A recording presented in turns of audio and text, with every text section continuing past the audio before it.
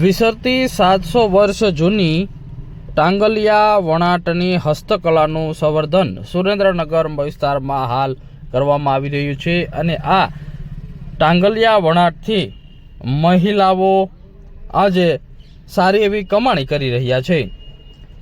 ગામની કળાપ્રેમી બહેનો સાથે આ એક અનોખું મંડળ ચલાવવામાં આવે છે। આ સખી મંડળની રચનામાં વાર્ષિક રૂપિયા 15 થી 18 લાખનું વેચાણ કરી અને સખી મંડળની તમામ બહેનો આત્મનિર્ભર બની રહી છે।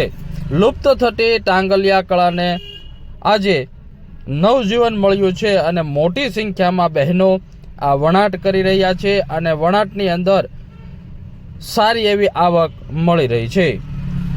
સુરેન્દ્રનગર જિલ્લાના વઢવાણ તાલુકાના દેદાદરા ગામના વતની લીલાબેન રાઠોડ અને તેમના પરિવાર વર્ષોથી આ કાર્ય સાથે સંકળાયેલા છે। ટાંગલિયા વણાટના ડ્રેસ, સાડી, દુપટ્ટા, કુર્તા, બેડશીટ બનાવી લુપ્ત થતી આ ટાંગલિયા કળાને વારસો સાચવી રાખે છે। ગામની કળાપ્રેમી બહેનો સાથે જોડીને લીલાબેન આ મંડળ ચલાવી રહ્યા છે। શ્રદ્ધા મહિલા મંડળની મોટી સંખ્યામાં બહેનો આ સાથે જોડાયેલા છે અને જેઓ અલગ અલગ વેરાયટી તૈયાર કરે છે અને જેનું વેચાણ વડોદરા, સુરત, અમદાવાદ, બેંગ્લોર, હૈદરાબાદ, દિલ્હી જેવા શહેરોની અંદર વેચાણ કરી સારી એવી આવક મેળવી રહ્યા છે। અત્યારે હમણાં મુંબઈમાં ગયા હતા ત્યારે મને 10 લાખનું વેચાણ કર્યું છે। અમુક જગ્યાએ 4-5 લાખનું થાય, 3 લાખનું થાય, 2 લાખનું। મુંબઈ, દિલ્હી, હૈદરાબાદ એ જગ્યાએ તો બહુ સારું એવું અમને વેચાણ મળે, કારણ કે અહીંયા પબ્લિક એવી આવે છે ને કે હાથનું બનાવેલું ખરીદી કરવા વાળા પબ્લિક આવે છે અને સારી વીઆઈપી પબ્લિક આવે છે અમારી પાસે।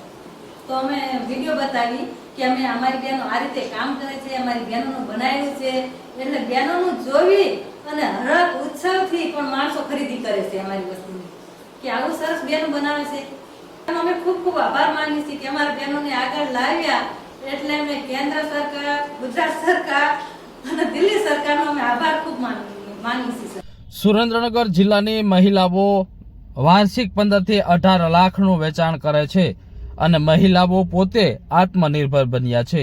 ગુજરાતે હસ્તકલાઓનો સમુદ્ર વારસો ધરાવતું રાજ્ય છે। જુદા જુદા જિલ્લામાં અલગ અલગ જુદી જુદી હાથ વણાટની કળાઓ દેશ વિદેશની અંદર આગવું સ્થાન ધરાવે છે, ત્યારે આ સુરેન્દ્રનગર જિલ્લાની ટાંગલિયા કળા એ ખૂબ જ આકર્ષણનું કેન્દ્ર બની છે। આ કળા દ્વારા મહિલાઓ અલગ અલગ કાપડમાંથી વસ્તુઓ તૈયાર કરે છે અને જેનું વેચાણ કરી અને સારી એવી આવક મેળવી રહ્યા છે।